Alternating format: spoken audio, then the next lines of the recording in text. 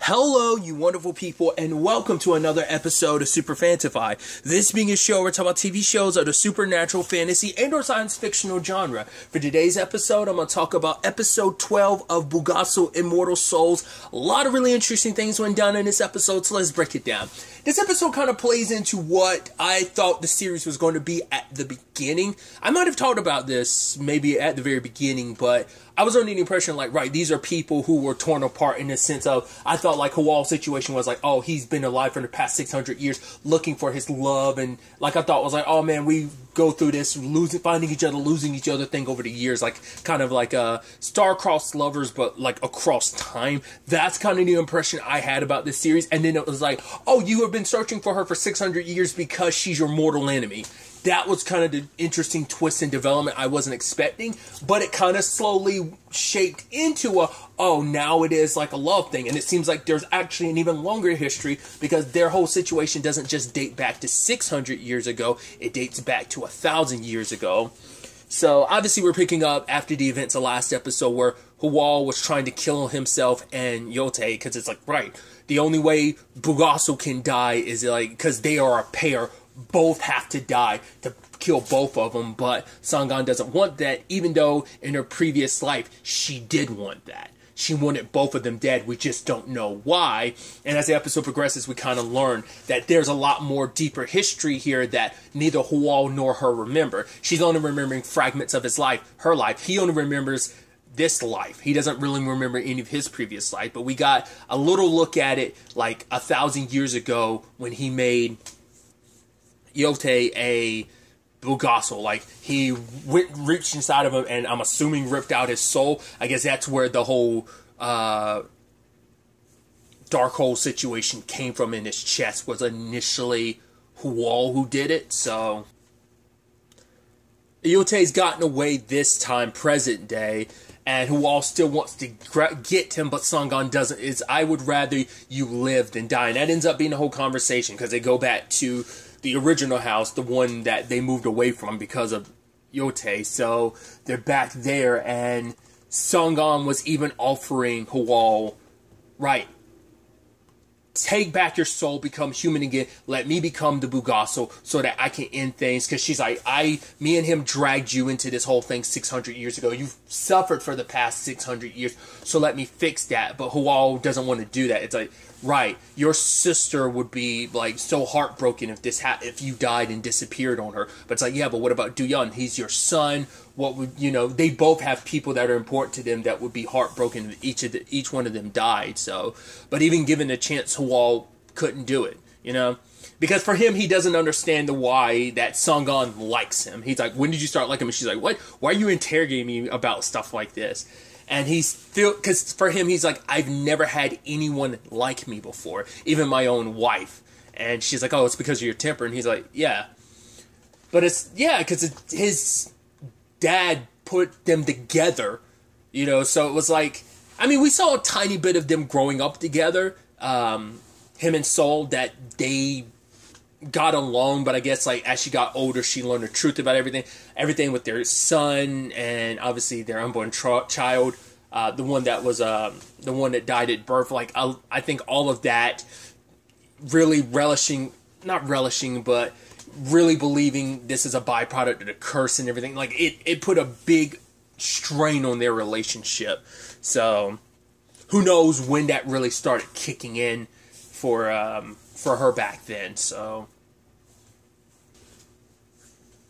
and at the same time this is all happening, everyone's worried because Siho ends up telling Miss Lee, Quan, and even Duyun inadvertently about the truth about the only way to kill Yote is if both him and Hawal have to die, but neither one of them is okay with that. But even Siho's like, right, you didn't trust him in the beginning, so why? But that's because of his own family circumstances, which he still avoided telling it. There's still secrets amongst this group. Obviously, they're now in the know about who Duyun is to Hawal, but Detective Quan nor Siho or Sangan know what Siho and Quan mean to it. The only other person that knows the truth is Miss Lee. So, there's still a whole bunch of not everyone knowing the truth going on within that group. Some of it's out there, but not all of it, obviously. So there's still quite a few secrets amongst this group. And the complicated thing is, Siho still feels uneasy around him. She can't really explain it. It's like, I don't dislike him, but it's not like I like him. She's like, I can't explain why, but being around him just feels uneasy, like something's going to go wrong.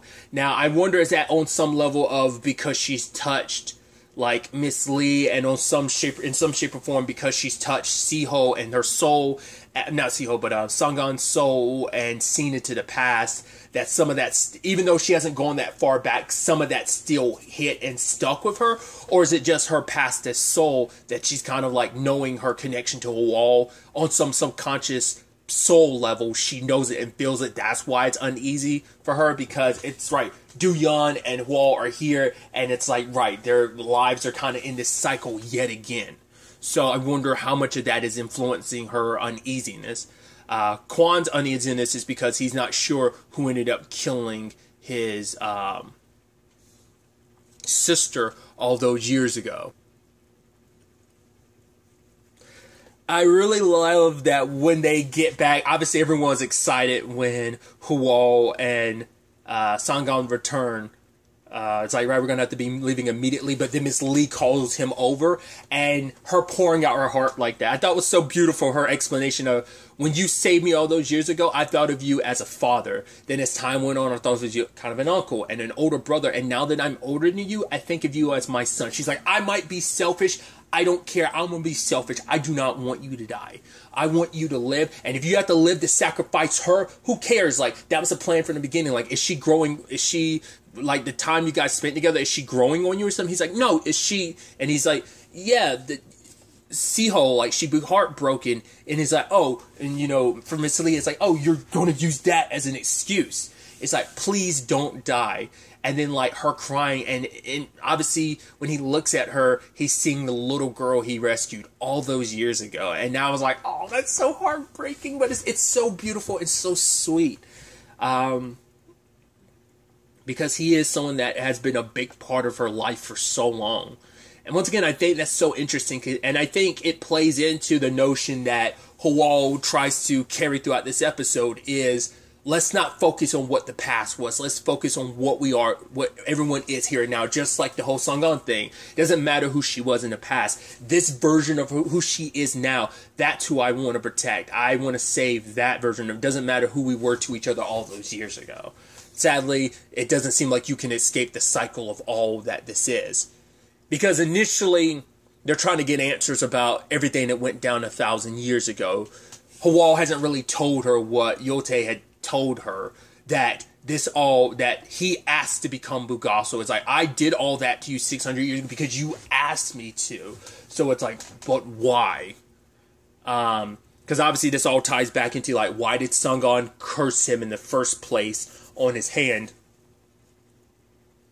Why was he born with this scar? Like, why do they have their issues? He even says that when they first met again after all of these 600 years, there was a memory. So he knows that their history goes back.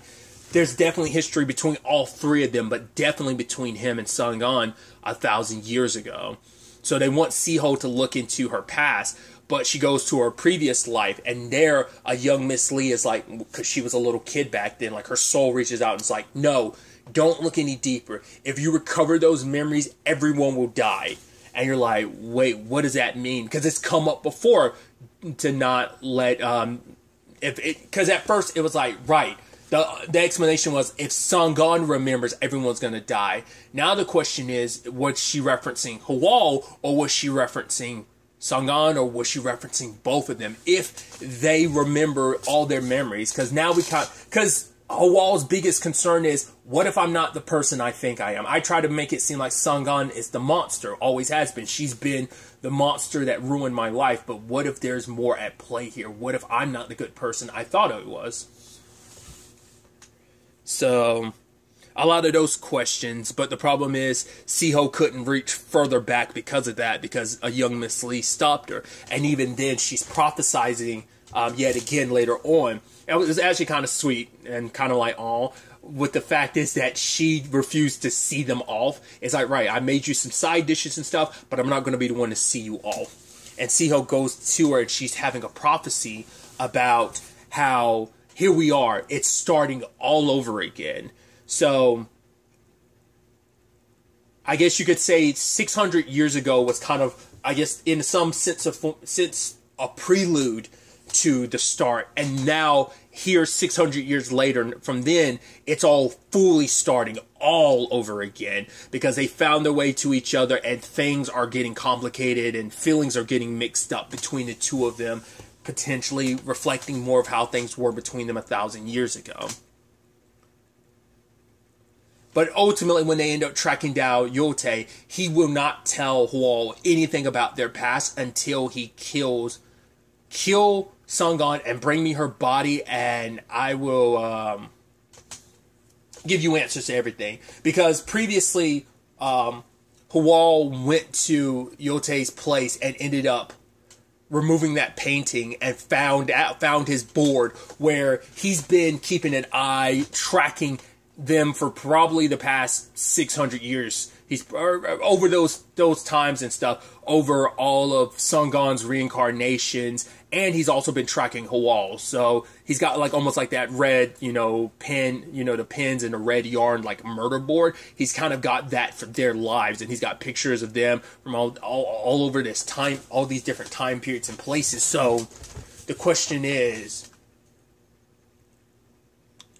we're not fully sure what their connections are, because we know in 1,000 years ago he had a brother, but it wasn't Hual, because whoever it was, he killed his brother. But granted, Detective Quan was his father in a previous life, like he ended up being Hual. So this is all entangled.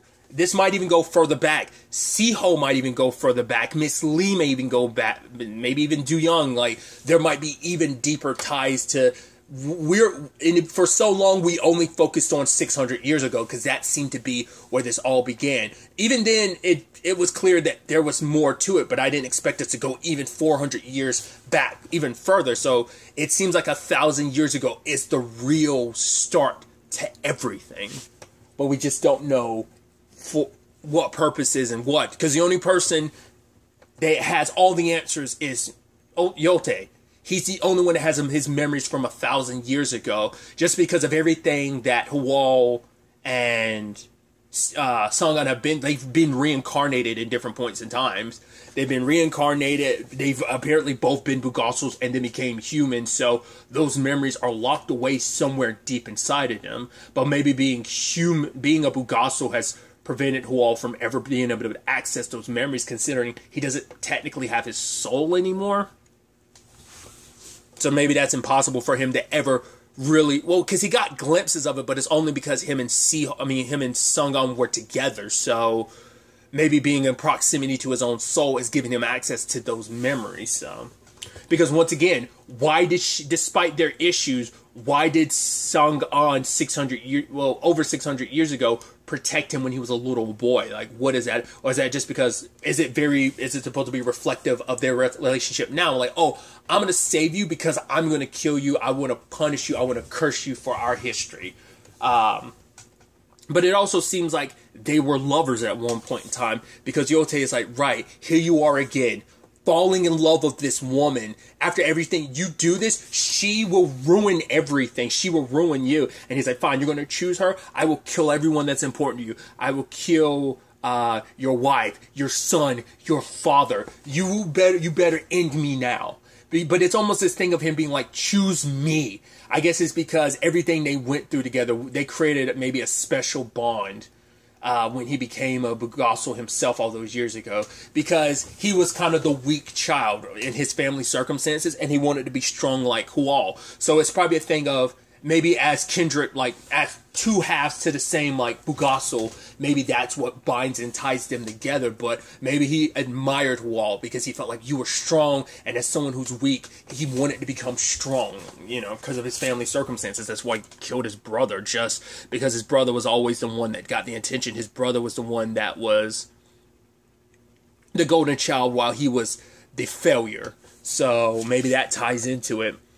Ultimately, Yote ended up calling one. The moment that cop showed up, I was like, oh, he's going to end up being a monster. But Songan didn't have a reaction, so I was like, oh, so he's a human. I was like, to be fair, I was like, I shouldn't be too surprised because Yote we know he has very powerful political figures in his pocket, like the mayor. So he also has cops under his pocket too, so that should come as no surprise. Like, right, you're going to bring regular people here involved, and the guy tries to attack Songan, but by the time Hual gets there, she's already taking care of him, but it's because she blacked out again. I was like, okay, this is interesting, because we haven't touched on this since maybe episode 2 or 3, because one of the monsters, reincarnated monsters, tried to attack her, but she blacked out and attacked him instead, and then she snapped back to it, but we haven't really dealt with that since then, and now it's like, oh, it's recurring, and it's like, what was that about?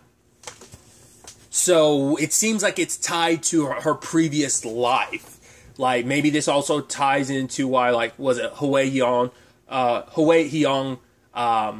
her previous previous incarnation ended up wanting them both dead, because she probably was the only one who remembered the past fully, like everything 1,000 years ago. But despite everything, it was this really sweet, touching moment. I was like, oh, we only got a couple minutes left in this episode. Are we going to... I thought, like, oh, it's going to be super cute and sweet, and they're going to get close, but obviously they were heading in that direction, because Hawal started feeling a certain way. It's like, right, like, I think hearing, like, wait, from Yote's perspective, there was a one-sided love situation going on here. And maybe even Yote knows that, right, her suddenly getting super strong when he heard that from the policeman, he's like, right, so some fraction of herself is bubbling to the surface somehow. I don't know. It was just, first and foremost, the sweet stuff between them, him taking care of her, him realizing, like, holy crap, I'm catching feelings for you. But is it because, like, is it reconfirming what, apparently we have that history already, but it's a one-sided love because only I felt that way about you, but you didn't? Or is it supposed to be like, she did, but I did? Like, could it be the inverse of before, where maybe she loved you, but you loved her, but she didn't, but now she likes you, but you don't, but now you are starting to develop feelings, and maybe learning that there was a history between you makes you go, like, maybe it's kind of confirming already how I feel about you. I'm feeling a certain way. He cleaned her up, and it's like, oh, he wants to follow her. She's like, whoa, what are you following me for? He's like, oh, you going to change your clothes? I think I help. She's like, no, I'm good. You stay here. I was like, that's sweet. And obviously, when she washes off her hair, he washes her hair or at least helps her because she's got blood in her hair. And it's this sweet moment that is like, oh, what did Yote tell you? And it's like, that you would ruin everything. And then she tells him what her previous incarnation said about, right, I shouldn't trust you. And he was like, maybe you shouldn't, because he doesn't know how much of it. But she's like, no, you're the only person that's helped me and my sister. How could I not trust you? You're the only person I trust. But it's sad that revelation at the end, because the moment she's checking the wound, I was like, wait a minute. And she's like, wait, it's the exact same scar that Song Yeon had. And so she touches it, and she remembers that day 600 years ago when he became a Bulgasal and stabbed her when she became human again. And then she also gets a flash of 1,000 years ago where we see him as a Bulgasal. He's killing everyone, and he's got this twisted smile on his face. So was he the first Bulgasal? My thought immediately, once again, I have not seen episode 13, which is going to delve into this more. So far, my theory is, okay, so maybe he started off as a Bulgasal, but it is kind of like a Beauty and the Beast situation. She was a human, they fell in love, and maybe wanting to be together forever, he ended up making her into a Bulgasal as well. But in the process, or maybe it's a situation of, yeah, they fell in love, but he gave into his darker instincts as a Bulgasal for whatever reason, killed the people she cared about, and then, well, because she obviously ended up cursing him, so the question is, did she become a Bulgasal to kill him after everything? It'd be interesting if it turns out in a previous life she was a monster hunter, and there's just, where's the starting point? What exactly is the start of all this? It's the complicated thing, because every time you think you've got the starting point, it goes back further. So, was he ever human I would assume he had to been human at one point in time, but how long was he a Bulgasal before all this kicked off? How did he become one potentially? How did she become one? And so did she stay one for like, how many times did how long was it before he became human again? Was him as Hual, that from where we picked up his story like 600 plus years ago, was that his first reincarnation in a very long time? Or had Sangan in her previous lives, even like when she was a Bulgasal in that 400-year period, was she constantly checking in on his reincarnations? Was she trying? Maybe that was the first time they ran into each other in that 400-year time span. Very much to like, this is the first time Hual and her have met in that 600 time span. So I don't know, and what role Yote plays in all of this. Why he hates her so much. Maybe he hates her so much on behalf of Hual. It's like, you've hurt him and betrayed him, and that's why I want you dead. But maybe she feels the same way about, right, that's why I want you dead, Hual, is because you hurt me and betrayed me, because there was love, but that love was turned into hurt and betrayal, and it cut that much deeper. I don't know. That's me spitballing this. I have no idea. Because at the very end, when she getting those memories back, because she stabbed him in the hand, so it was like, right, that's when the curse happened. But maybe because she was a Bulgasal cursing another Bulgasal, like, is that possible? Because it looked like when she stabbed his hand, her eyes like had like a glow. I think even back then, it definitely was there now, because that's kind of insinuating that all those memories are back in who she was then. Like, maybe her, whatever her circumstances are, maybe she's very special in that regard. But she ends up attacking Hual and stabbing him, and then she's like, who exactly are you? Now, is that because in this moment she's losing who she is right now of Sangan? Or is it just because in that moment she lost herself again? And I'm sure that's going to happen a lot more frequently now that those memories are starting to surface. So maybe that's what it means. Like, the question is that once they both regain their memories, they're going to tear each other apart, because he's going to remember the monster he was before, and it's going to destroy everything that they're kind of building now, any potential love and stuff. So it's like, right, no matter how much you want to focus on who each other is now, the past won't let you go. And now you've found yourself completely caught in this cycle yet again. It's starting all over again, as Miss Lee said. So, and even Yote said. Which is sad, too, because this is happening at the same time the others want to, like, go visit them, because Siho and Duyan are like, no, let's go check on them, but Kwan is like, no, I was told to make sure you guys don't leave. And I love Miss Lee's kind of like frustrated, and oh my gosh, she's prophesizing again, but she's like, no, it's cramped here, there's no TV, there's nothing but green, no, we're going, let's pack up and go, guys. And just like, he's kind of outvoted. And so I almost expect, I was like, because with all the stuff that was happening between them, the good stuff of like, oh, things are kind of building between them, I was under the impression like, oh, is the next episode, are they going to run into Hual and Sangan getting close, and it's kind of awkward, especially because Siho's his wife from a previous life. But she kind of gave, at the very least, it's like, oh, please don't betray my sister, take care of her. And even he was almost kind of caught off guard, because she's like, I'm kind of trusting you and believing in you in this moment. I'm giving you the benefit of the doubt. Do not hurt or betray my sister. So how this is all going to develop, what this is all going to look like next, because they're on their way. So obviously she's wounded, so Siho's going to have some questions. Now he's wounded, and it's like, wait, what's this all about? Where do things go from here? There's only a couple episodes left in the season now, 4 to be exact. So how this all plays out, where we go from here, there's still plenty of room for some twists and development. So I'm excited to ultimately see where all this ends up taking us going forward into the next episode. But really, that's all I'm going to talk about. To the next time we meet, be happy, be safe, live life to the fullest, and enjoy it. Good day and goodbye.